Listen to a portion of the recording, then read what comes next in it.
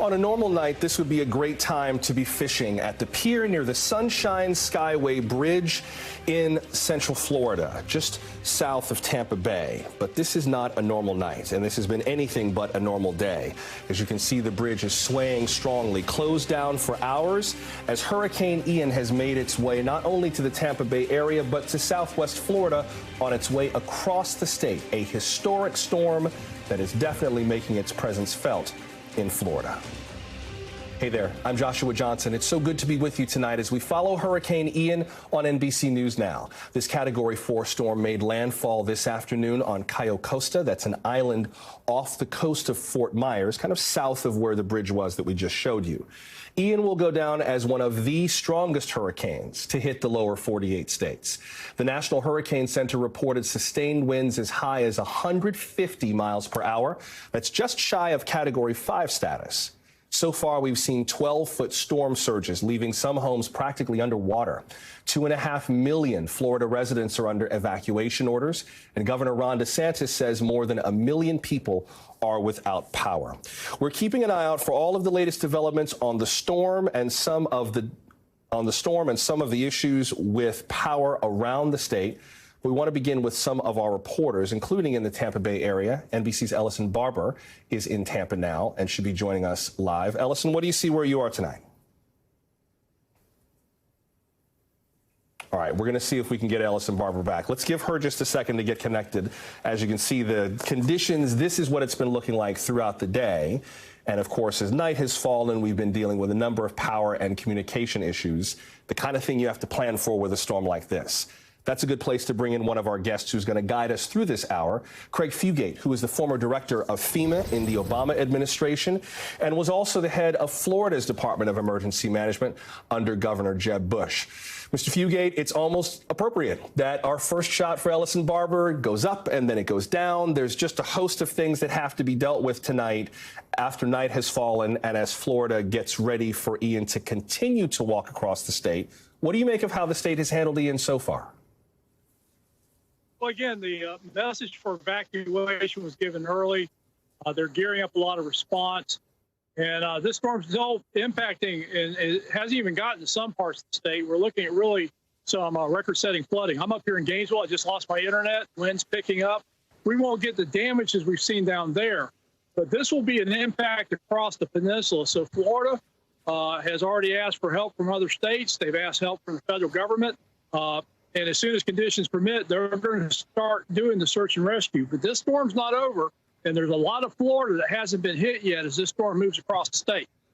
Talk a little bit more about what has happened ahead of Ian making landfall. Florida does emergency management, I think, for hurricanes better than just about anywhere else because we've had to deal with it so many times. But in terms of what the state had to deal with this time compared to, say, a storm like Charlie or Wilma, this felt like a very different kind of response, that it just had to be significantly larger to deal with Ian. Yeah, this one, and again, is the director of the Hurricane Center telling us early on was going to be a major storm surge. This was going to be a large, powerful storm. Even before it crossed Cuba, they were talking about how it was going to intensify and move along the West Coast and produce some of the record-setting storm surge that we've seen. So Florida had to get ready early, as early as the weekend. They were already mobilizing National Guard, getting rescue teams to come in. They had the FEMA folks from the regional office in their EOC side by side with the state staff. And so they've been moving folks. They've been moving resources. Their goal is to begin and launch search and rescue as soon as conditions permit. They won't wait for clear skies to get going. But the other challenge they have is this storm is crossing some very populated areas of the state through Central Florida, Orlando, the I-4 corridor, and is forecasted to come out to the Atlantic and still cause storm surge now up on the northeast coast. But again, coming back to tonight, the National Weather Service is forecasting the potential for up to 20 or more inches of rainfall across central and northeast Florida as this storm comes across the state. Yeah, and they're also keeping an eye out for the possibility of tornadoes in some parts of the state of Florida. Craig Fugate, stand by. I'll come back to you in a bit. But the National Weather Service does have a tornado watch in effect for parts of the Treasure Coast and parts of Central Florida, including the Orlando area. And that is where we find NBC's Jesse Kirsch standing by live in Orlando, where Ian is making its way up. Jesse, I'm not sure if you're near one of the more populated areas near the resorts and the theme parks, or if you're in more of a residential area, but I remember you saying earlier that it's been pretty quiet and there aren't a whole lot of people driving around to look at the storm. Is it still pretty much evacuated where you are? So it's not evacuated, Joshua. It's definitely crickets. But I can tell you the hotel where we are right now is pretty populated. There have been dozens of people eating food. Thankfully, the lights are all still on here, and I think some people have been coming out here to watch what we're doing. And fortunately, the people here are able to look at this, at least for now, somewhat as a spectacle. Obviously, you can imagine there's some people here who are probably pretty nervous about their homes and loved ones. But thankfully, everything has stayed pretty calm here. However, you can see the rain's coming down a little bit harder. It's coming in more sideways. The wind's been picking up. These gusts, like what we're seeing right now, have not been anything catastrophic yet, but they're certainly picking up and have been throughout the evening. What has been crickets has been the roadways. We've seen the occasional car, but largely and thankfully we have not seen people on the roads.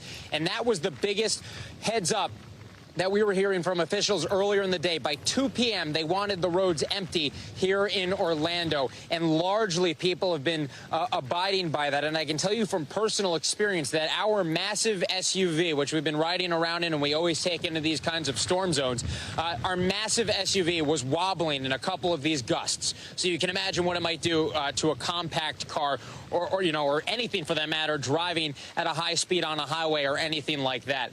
Right now, Ian is still on its way. We're still hours away from when we expect the worst of the storm here in the Orlando area. So this is just the warm-up act. And when we see the worst of Ian, it's going to be continuing its crawl. And that's one of the things we've been talking about, is how slowly this storm could be moving. So we're looking at just around 90-mile-per-hour winds, which obviously pale in comparison to what Ian made landfall at. However, the big concern here is more than 2 feet of rain, which we could be seeing in pockets of the Orlando area. That could lead to flash flooding, and we know how dangerous that can be and how quickly things can go from bad to terrible. And the fact all this could be happening in the overnight hours here, Joshua, makes the potential for danger even higher than it could be if it was in daylight, Joshua. Yeah, it certainly could. It looks like a lot of people aren't necessarily out on the roads right now. That picture on the left side of your screen, that's the tower cam from our NBC station WESH, which serves the Orlando area. WESH's tower is a little north of downtown Orlando in the Winter Park, Eatonville area. Jesse, you are in that area where I said there was a tornado watch. That's in effect until 1 a.m. this morning Eastern time. We heard a little bit earlier from Jerry Demings, who is the mayor of Orange County, Florida. Orlando is the county seat of Orange County, talking about some of the preparations for people ahead of what you just described with Ian getting closer, with people already beginning to take shelter in some of the public shelters, including special needs shelters. Talk a little bit more, Jesse, about how Orlando and the area where you are has been getting ready for Ian and how ready they feel that they are. Yeah, so there are multiple shelters open here in Orange County, Florida, which is home to Orlando. By the way, you're asking about where we are exactly. We're pretty near the Orlando airport, and we're really not that far. I'd say within half an hour of all the theme parks that everyone knows at home. Obviously, those theme parks are shut down right now, and some of the people we've met have been tourists who have had their vacations put on a very serious pause right now. On the shelter front, there have been multiple shelters open in Orange County. We know that at least one of them here, as of late afternoon, early evening, was at capacity. 2 more shelters were opened up. We saw one shelter that had a good number of people at it. We've seen others that were much quieter, but obviously that was earlier in the day. And I think as the day goes on, as the threat grows larger and people see what's happening, I think some people might be second guessing their thoughts. We met a man who, you talked about tornado threats there, Joshua, hours ago. A man told me he brought his days-old baby boy, his young daughter, his wife, and other family members all came to a shelter because of the tornado threat and other possible risks that they were not willing to take. Because above all, right, save your lives. You can replace property. It could take years, obviously. It comes at a great cost.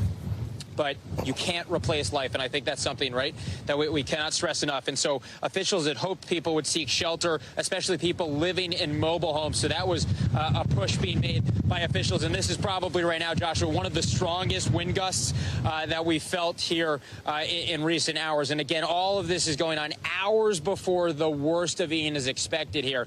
And you talk about tornado threat here in the Orlando area. We have already seen nearly a dozen potential tornadoes touch down throughout Florida in areas outside of Ian's direct path. And that should underscore the severity of this storm. If you're near the eye wall, if the eye is moving overhead, if you're in those inner bands, we're talking about the destruction and the devastation on the outskirts of this storm right now. So you can only imagine what people have been seeing in the middle of the storm. And I think because it's getting darker and there have been areas that have lost power and some communication issues, I'm sure, as well, I think it's going to be hours, if not days, before we get a full scope of the devastation. But what we're seeing right now should give you an idea of this is the appetizer, if you will. This is just the beginning, and this is after the storm is likely going to have weakened from what we saw when it made landfall.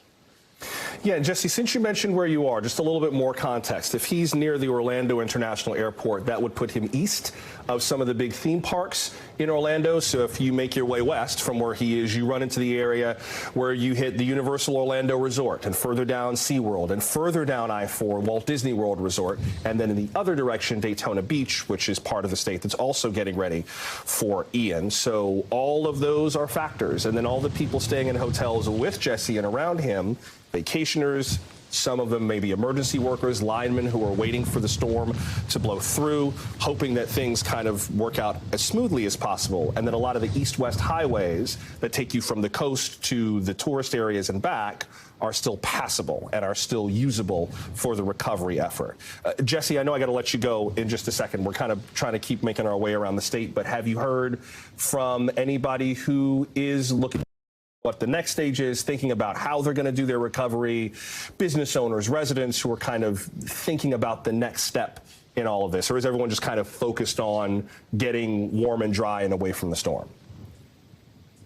Well, you know, one of the people we spoke with mentioned that father who had brought his wife and children late afternoon to the shelter. They have a third-floor apartment, he said, and I asked him if they boarded it up or anything like that. And they just got out. I think at this point, people are still in the get somewhere safe phase. And at this point, hopefully, everyone has done that already because, you know, the winds are picking up, the rain is getting heavier, and it's dark now. So that just adds a layer of treachery to what people are having to navigate right now in the Orlando area. And you mentioned I-4. That's a main thoroughfare between Orlando here and Tampa to the west. That roadway, which we were on earlier, there were lights flashing overhead saying that by order of the governor, tolls were down. So they want people to move quickly, and they're encouraging people to move through that to get out of the storm's way. Ian is going to win, right? I think that's the simple truth here. Right. That Ian will win if you try to duel with Ian. So get somewhere safe. I think the other thing we talk about a lot is higher ground. Here it's more about flooding. It's not about storm surge so much as the flooding impact, and that can be unpredictable. But obviously there are some people who are going to, you know, still potentially be trying to hunker down in lower lying areas, and the hope is that they are at minimum vigilant and really hope they can get out of the way.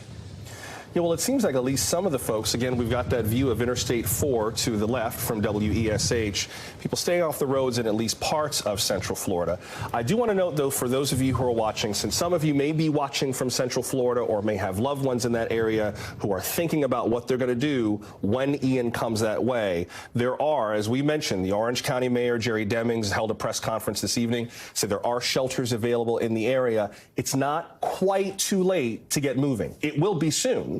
But if they want to move, there might still be a little bit more time to get to shelters. So loved ones in the area can go to Apopka High School, Timber Creek, McCoy, Dr. Phillips, a major high school in the area not far from Universal, and Memorial Middle School. 2 more shelters just opened at Timber Springs Middle and Southwest Middle School. So far, last we heard from the county mayor, there are about 1,100 people in the shelters, but there is significant capacity to house more people. And part of what we've heard from other parts of the state of Florida, from further southwest of where Jesse is that some people have seen the water rise way up past their front doors. I mean, we saw the fire station in Naples get flooded. That's how much water we're talking about. So if you have loved ones who are closer to Orlando than Tampa or closer to Daytona, for sure, closer up to, say, St. Johns County, parts of Volusia County who are still trying to evacuate. There appears to still be time to do that, especially since the National Weather Service has that area, and forgive me, I'm just pulling up the list,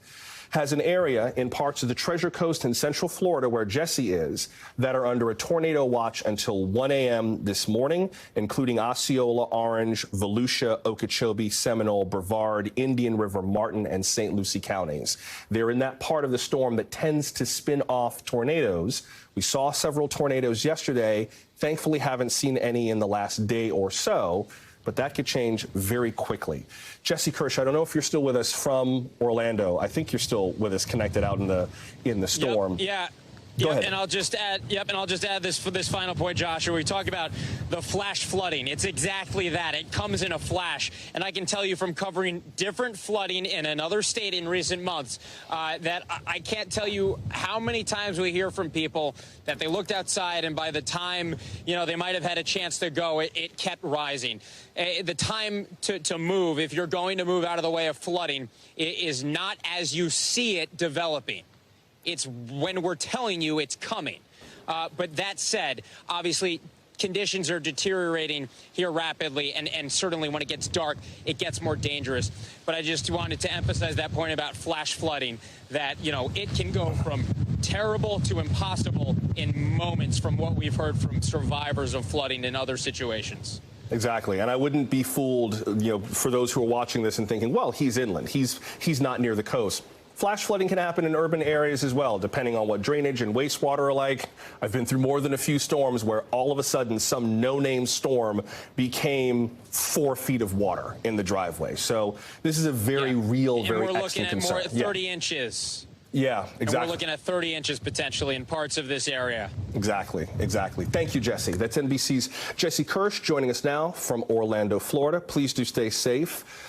We're going to continue to look at the path of the storm. We'll get to more of our reporters as the evening goes on. The 8 p.m. advisory came in from the National Hurricane Center and shows both the path of Ian and the change in the sustained winds, the category of the storm.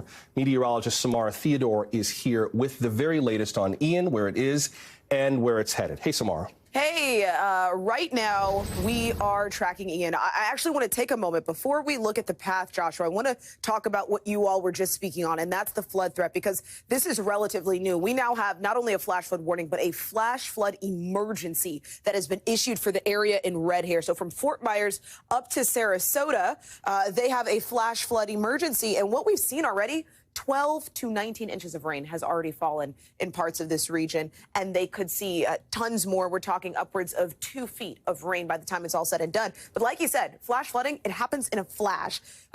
Something you hear often from meteorologists is turn around, don't drown. It's really difficult, especially at night, to see what's ahead. And sometimes the road may look more shallow than it actually is. The other thing is, this water is moving. 6 inches to float a car, 12 inches, and it's rolling. So you have to be really careful out there when it comes to this type of situation. Even with the storm kind of moving inland now we're dealing with the residual impacts and effects of this storm. So as you said, we are down to 115 miles per hour. That puts us at Category 3 status. Still moving to the northeast at 8 miles per hour. Hasn't completely slowed down to the initial forecast, but give it some time. We could still see this slowing in the hours to come. It's going to be a long night ahead.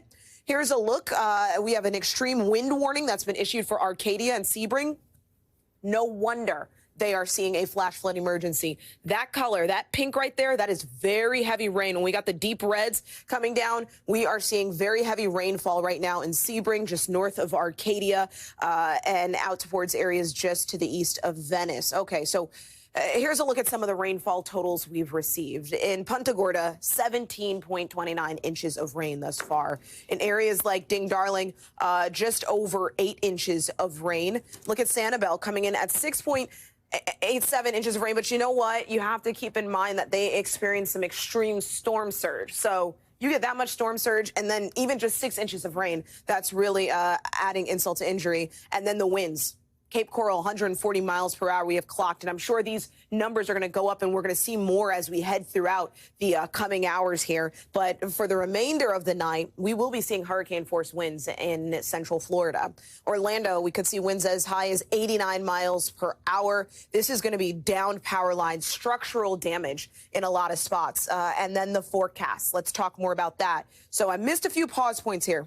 Nonetheless, if you saw that, actually, let me run it back and see if I can go real quickly with it. Look what happens. We take it right out into the water and we bring it back into Savannah, Charleston, Charlotte. It's coming on shore right now as a tropical storm. We will keep a close eye to watch if it strengthens back to hurricane status. But right now we have it on par to be a tropical storm. And then the remnants are going to be moving in. And because of the weather dynamics, it's probably going to be a very cool, wet, heavy rain. Flooding is going to be possible, especially along the Carolina coast. So a lot to track. Joshua, I've been saying this all night. It's going to get worse before it gets better. You know, for a lot of people, the storm is just beginning, and it's going to be a long night ahead, especially for those who may have hunkered down along the coastline.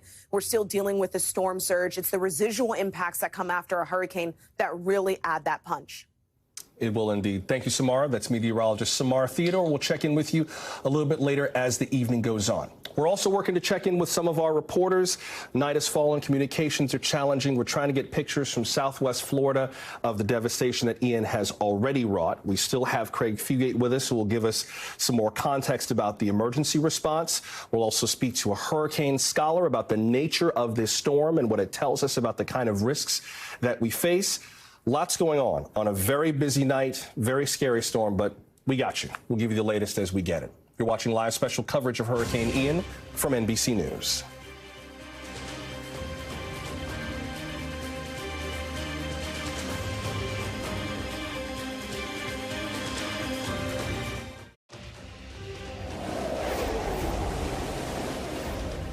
Welcome back. Pelican Avenue, Creighton Cove, Neapolitan Way, Seahorse Avenue, Gordon Drive. The list on the City of Naples website of flooded streets around town is long and continuing to get longer. It was one of the areas in Southwest Florida that's been hit pretty hard by Hurricane Ian, and that is where we find MSNBC anchor Ali Velshi joining us live with the latest. Ali, tell us where you are and how it's going where you are. Well, I'm never going to be as good at telling you where I am as you are, because you've got that innate sense of geography. But I will tell you that streets are flooded. This was entirely engulfed all day today. About 3 hours ago, it receded after low tide or high tide started receding, and the storm started to pass. Still very windy, by the way. But the worst of it is gone here. You can now see this is a parking lot of the hotel we're staying at. It's now all sand. This is the beach from Naples Beach that was pushed in by the storm surge, and all these cars, you can hardly see them. You might just see some reflections. They were all parked and lined up. They all got picked up and pushed and toppled by this storm. So this is happening all over Naples. There's still water all around. In fact, I just got a notice from Collier County to say they are beginning clearing of streets, largely so that they can engage in emergency stuff, streets to go to hospitals, because in a lot of places like this, cars bunched up by the entrance. So if that happened near a hospital or a police station or something, that would be a problem. So police are going out and doing that. This area is still under mandatory evacuation, although some people didn't evacuate. It's also under a curfew. So the idea is stay off the roads. You know, your car can become waterborne and start moving with 6 inches of rain. Even down at the end of this driveway, there's still much more than that. So, you know, the worst of it is past here in Naples. What we don't know is what the damage is. We don't know yet what the damage is near Fort Myers. We do know that there are still massive heavy rain warnings and heavy wind warnings, and a Category 3 storm that's still northeast of us, basically over Orlando and the entertainment complexes there, moving very slowly, about 7 miles an hour. So this is still an ongoing thing. We believe the worst is behind us, but we don't know what that worst is, Joshua. We don't know what the level of damage is in these barrier islands and in places like Fort Myers. It's still hitting the Tampa, St. Petersburg, Clearwater area, the backside of the storm. So this is an ongoing and very big and very dangerous and damaging storm. with regard to the damage, I saw some of the video from earlier today when you were on with Hallie Jackson. Naples is kind of one of those cities where, you have a number of cities like Fort Myers, Cape Coral, Punta Gorda, Port Charlotte. They're a little bit in from the Gulf of Mexico and have rivers that kind of split those cities, whether it's the Peace River, the Caloosahatchee River, on and on. Naples is right on the Gulf. And so some of what you saw, right just the beach is right 20 feet from me. Exactly. And so some of the flooding that you saw where cars were just kind of bobbing along like toys in a bathtub was pretty extraordinary. Like this was not overblown in terms of what forecasters told us would happen. No, and the visual of that was really interesting for me because I've been covering hurricanes for many, many years. And I first learned this in the Gulf of Mexico, where I thought flooding was water that was increasing. And what I didn't register until many years ago, probably 2005, is that flooding in the Gulf of Mexico is the Gulf of Mexico coming into your city. And that's what happened here. The Gulf of Mexico came into Naples. There was no dividing line. That sandy beach in between was gone.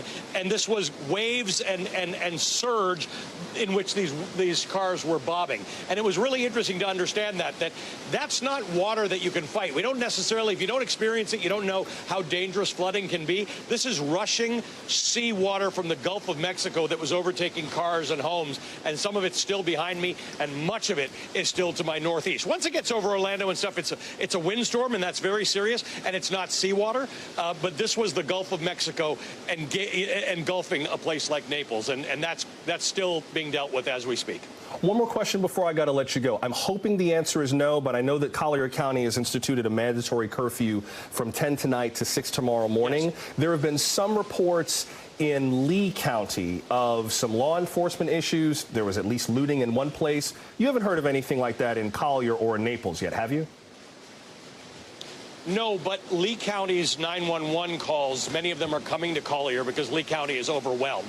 So we don't have a good picture of it. In fact, Collier sent out a notice to say, unless you really need 911, please don't call us because we're dealing with Lee County's stuff. So we don't have a picture of what's going on in Lee County, but it does seem like whatever it is substantially more serious than what we're dealing with here in Collier County and around Naples. All right. Thank you, Ali. Please stay safe, my friend. That's MSNBC's Ali Velshi with the latest from Naples, Florida. By the way, just to carry on what he said, that curfew from 10 p.m. to 6 a.m. in the Naples area, mandatory for everyone except for first responders. If you're in Collier County, remember you can call 311. Not 911 for non-emergency calls. Please, please, please leave 911 free for genuine life or death emergencies because they're dealing with calls from multiple counties, and that could happen in more parts of Florida as well. So please be discerning in terms of whether you need 911 or 311. Craig Fugate, the former FEMA administrator, is back with us. And Craig, maybe I pick up with you there in terms of the nature of the mutual aid that has to happen to get through a disaster like this and the kind of coordination that's got to occur, especially when you have some areas like Lee County saying that they're dealing with law enforcement issues as well as preparing for just storm recovery. There's a lot going on tonight. Yeah, this goes all the way back to Hurricane Andrew, where we learned that our best resources were our neighboring counties. So Florida has a very strong statewide mutual aid agreement. And again, this is coordinated with the state EOC up in Tallahassee, but they've been working to get crews from areas that didn't look like it was going to be hit by the storm to start moving them south. And so this initial response, everybody talks about FEMA. The initial response are going to be local responders in the surrounding communities as the FEMA teams are coming in behind them. I hope that people over the years, Craig, have gotten more sophisticated in terms of what FEMA does and what FEMA doesn't do. I remember when I was still living in South Florida, we got hit by Hurricane Wilma, which was a nightmare.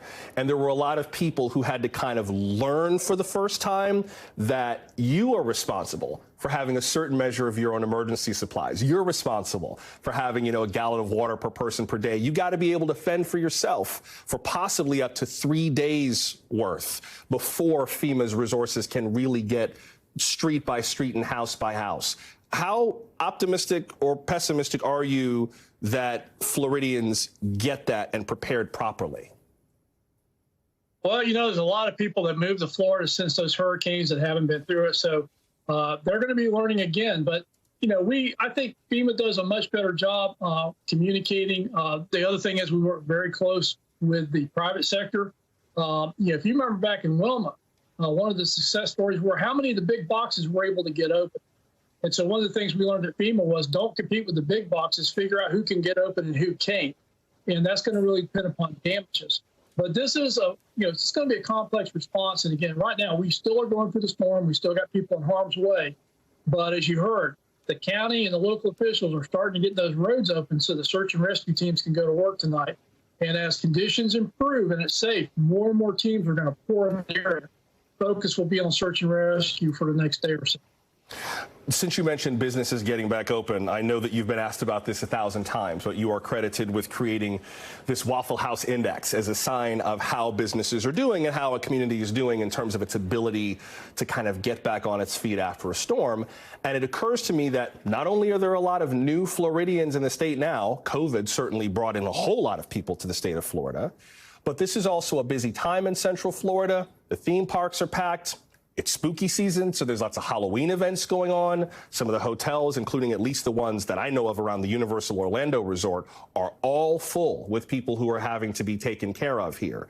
Talk about those next few steps. I got to let you go in a second, but talk about those next few steps in terms of just getting the economy back on its feet and allowing communities that are hit by Ian to begin to take care of themselves, the point at which FEMA can kind of take its hands off the emergency response and the locals can really take over. How do we get to that point? Get the power turned back on. That's going to drive the big response, and then we'll focus on the areas that got a lot of the physical damage. But power's going out at night. A lot of areas are going to have power outages. That's going to impact everything. But as power gets restored, it will narrow down the areas to the extreme damage. And that's where FEMA's going to be. And it won't be for a couple of months. FEMA's going to be here for years helping the state rebuild.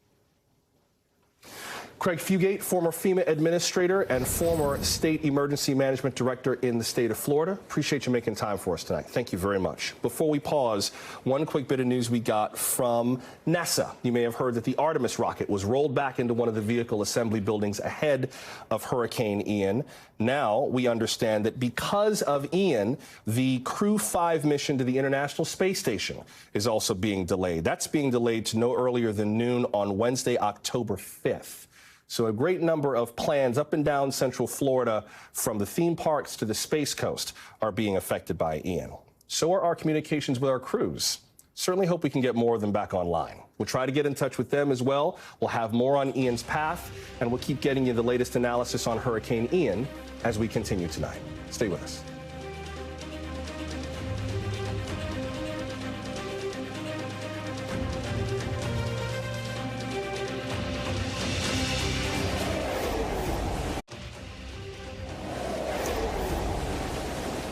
Hurricane Ian made landfall this afternoon as one of Florida's strongest storms on record.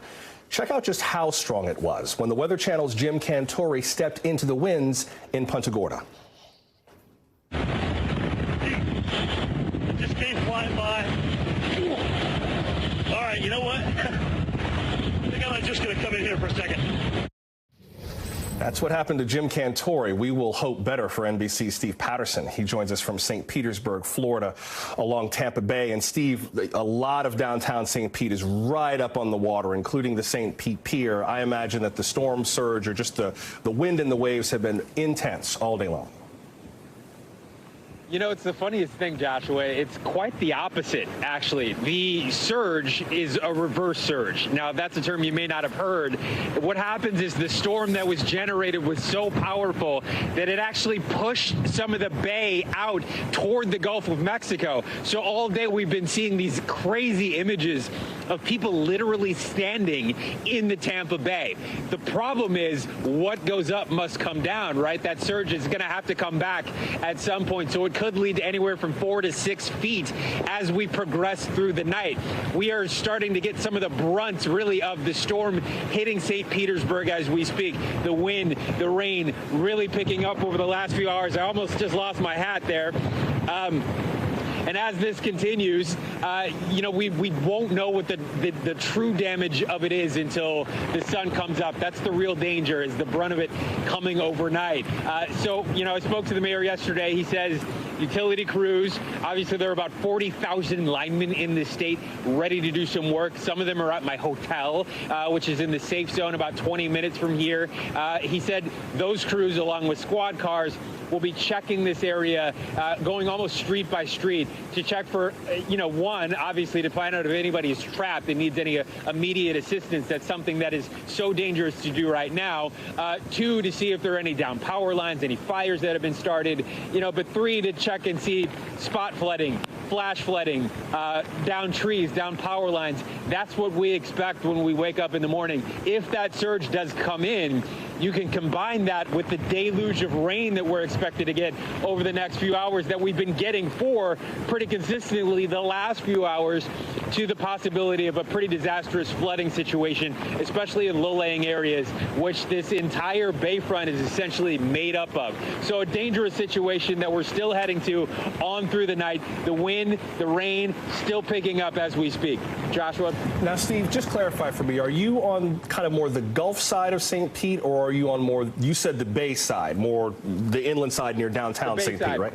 Gotcha. Okay. So downtown St. Pete, you got it. So downtown St. Pete on the Bay side is highly populated. There are museums and shops and restaurants and new developments, and there's a college campus near there. University of South Florida has a campus there. How much have you seen people out and about kind of walking along the Bay Shore? Has it kind of cleared out? Did people stay? What have you seen?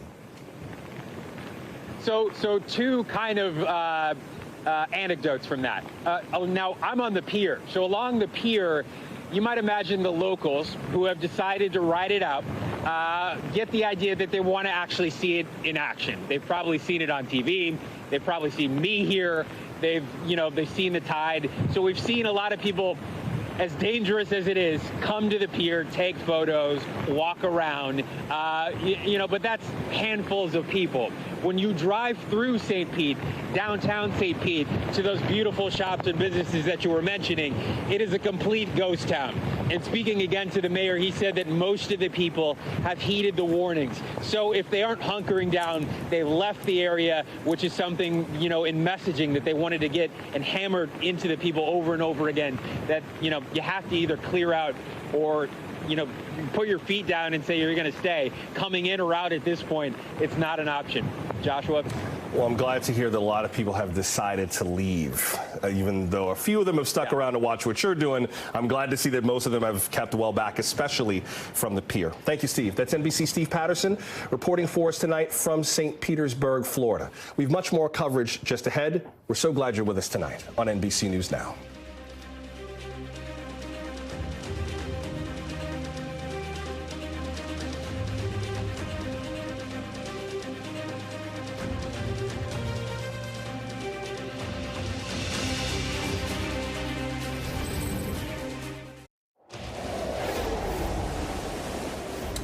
Two quick things I should note before we get to our next report. First of all, the city of St. Pete is warning those of you who are in the storm's path to please conserve your water. No laundry, no dishwashing. They're going to need that clean, potable water in case water supplies are interrupted by the storm. Secondly, price gouging is always an issue with storms like this, and Florida's Attorney General activated a hotline. It's 866-9-NO-SCAM. Price gouging for gasoline, for food, water, supplies is illegal in the state of Florida. If you catch it, you can report it. 866-966-7226. It's 866-9-NO-SCAM to report price gouging in Florida. Well, soon we will be watching Florida recover from Hurricane Ian. Cuba's recovering now, with people starting to get power back. Last night, Ian knocked out electricity across the island. It made landfall as a Category 3 storm, and Cuban state media is reporting at least 2 deaths. There was significant damage on the west side of the island around the province of Pinar del Rio. It's home to the tobacco farms that supply Cuba's renowned cigar industry. NBC's Guad Venegas is there and joins us now with more on Cuba's recovery. Guad, how is it going there tonight? Josh, well, some parts of the province of Pinar del Rio are just total destruction. So we have spent our time in Cuba between Havana, the capital, and Pinar del Rio. So we just came back to Havana.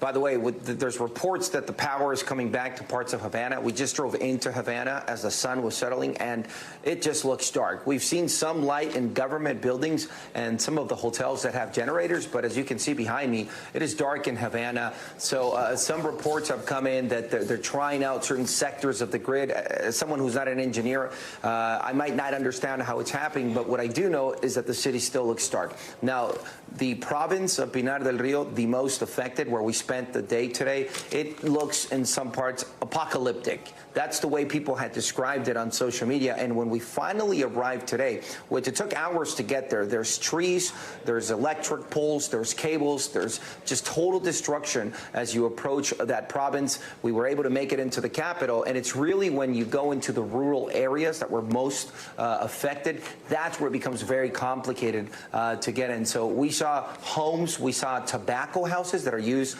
for the production of cigars, and people that work in these farms who live right around there. We saw their homes completely destroyed.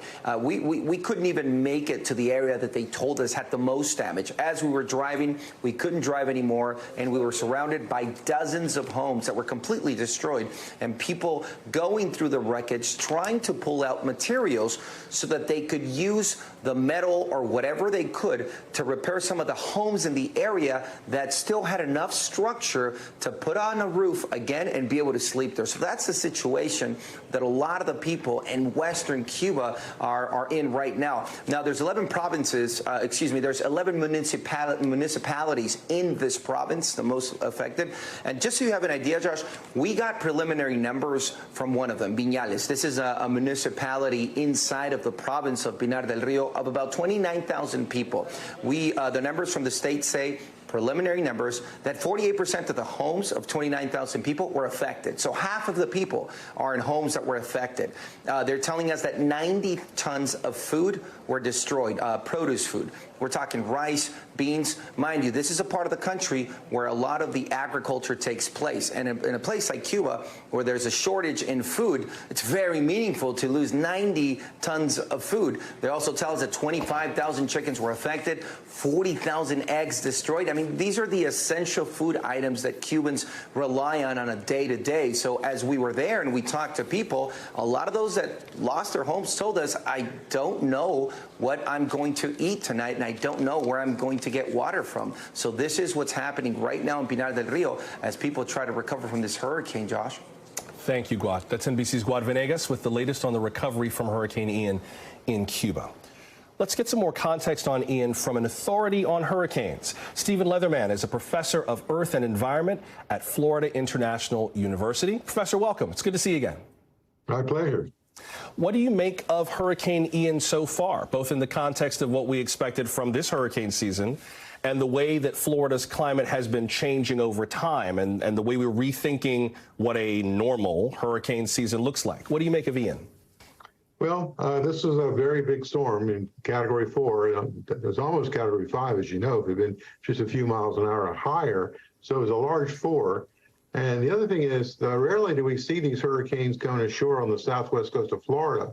In fact, when it was announced at first, or predicted at first, it was going to go to Tampa, it was said, well, this would be, a 1 in a 100-year event if it hit Tampa with this size. And it would have been. But interesting enough, the steering currents, as you know, hurricanes are like spinning tops, and you need something to push them along. And in this case, we had some rather unusual situations, the way the jet stream had bowed down off of North Florida and sort of guided it up, and then you had the Bermuda high pressure cell offshore. But at any rate, it was a rather unusual path, and of course we found out it didn't go to Tampa at all. It went into very far south into Cayo Costa, which is around Fort Myers. What does that term even mean? I was having this conversation today about a 1 in a 100-year storm event. It almost feels like our definitions for what that is are shifting for an array of reasons, not the least of which being climate change. Do we need to rethink the way we look at hurricanes like Ian? Well, we probably do. We are seeing warmer sea, as the Earth warms up and the hurricanes get their energy from the top 100 meters of the surface water in the oceans. As they heat up and get warmer, we are going to see more energy available.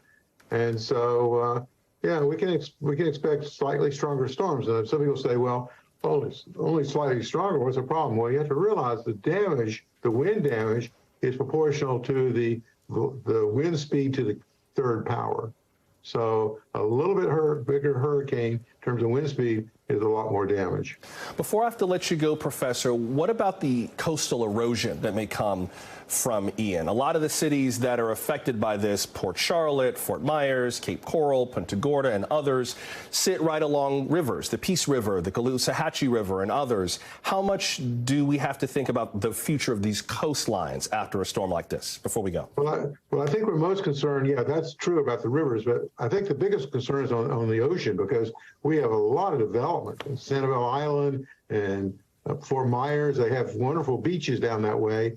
And we're kind of wondering, we won't get a chance to see until tomorrow what happened, but we can expect quite a bit of erosion. Yeah, it's kind of that blessing and curse of living on the Gulf Coast. You want to be near the water, but you got to deal with when the water does things you may not have bargained for. FIU Professor Stephen Leatherman. Professor, good to see you. Thank you very much. My pleasure. Let's get back to meteorologist Samara Theodore, who's got another look at Ian's forecast. Samara, what do you see? Right now, we are getting ready to experience the brunt of this in central Florida now. So let's go ahead and take a look at the current winds. Strongest wind gusts coming in right now.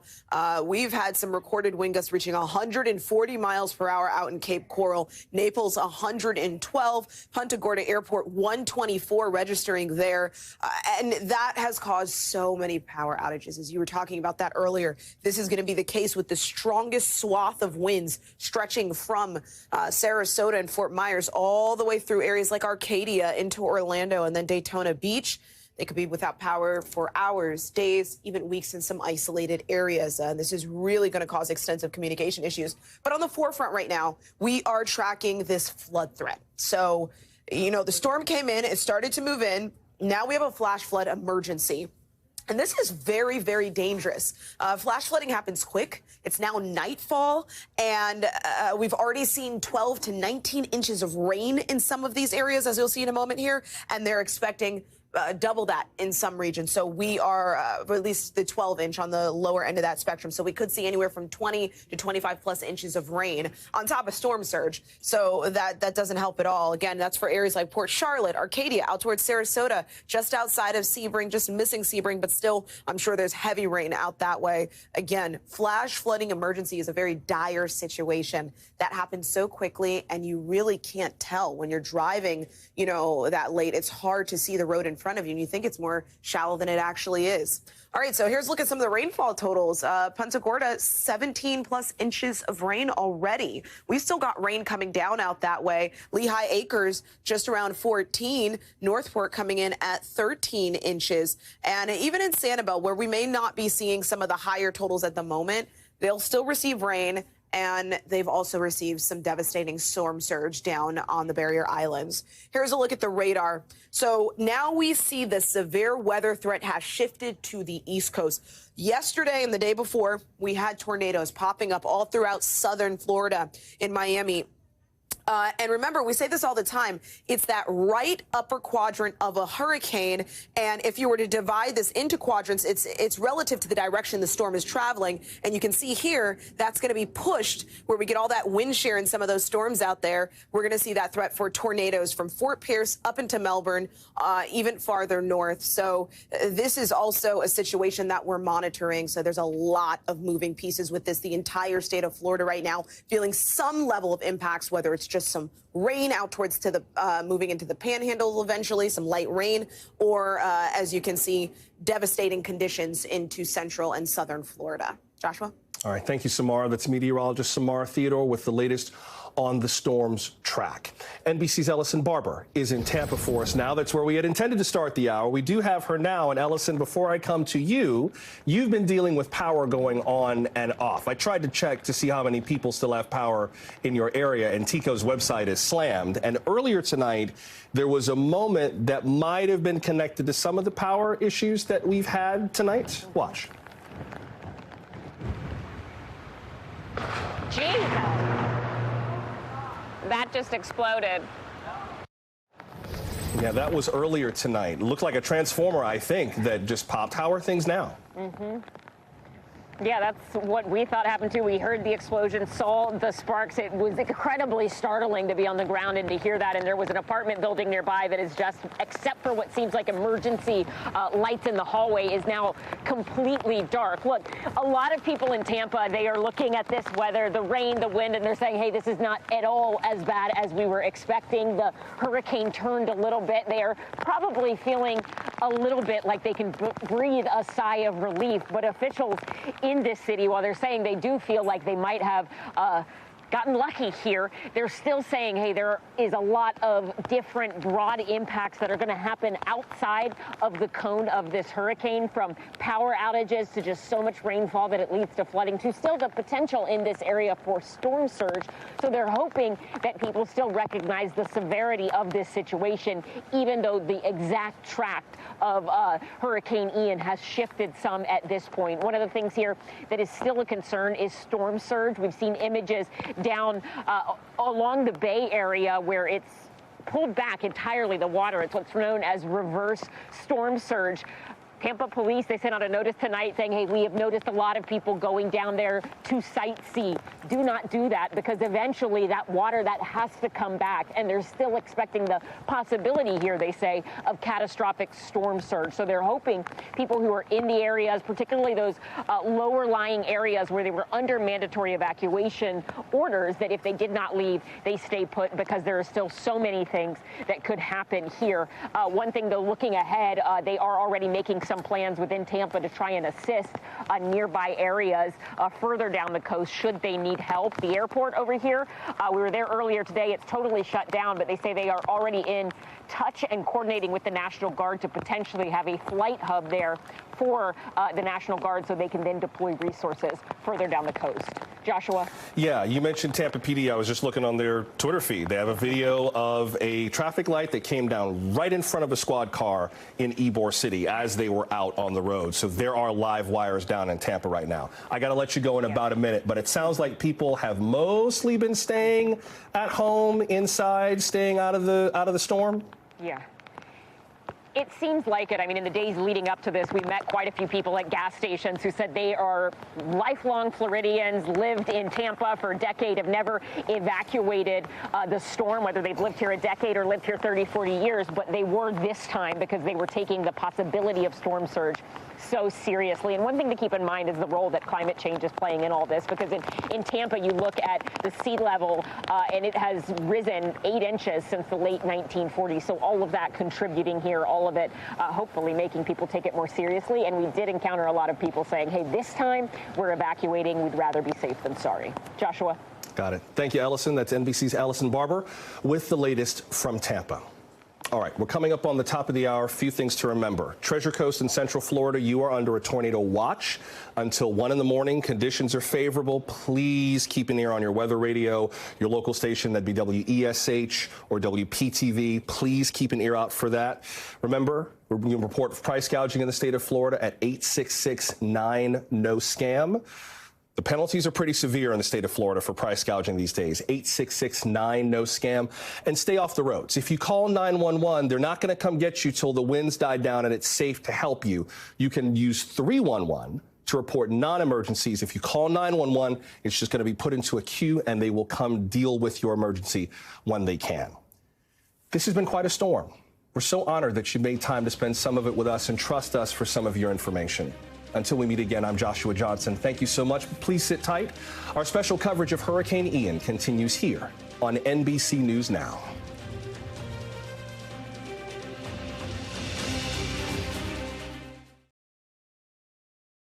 Thanks for watching our YouTube channel. Follow today's top stories and breaking news by downloading the NBC News app.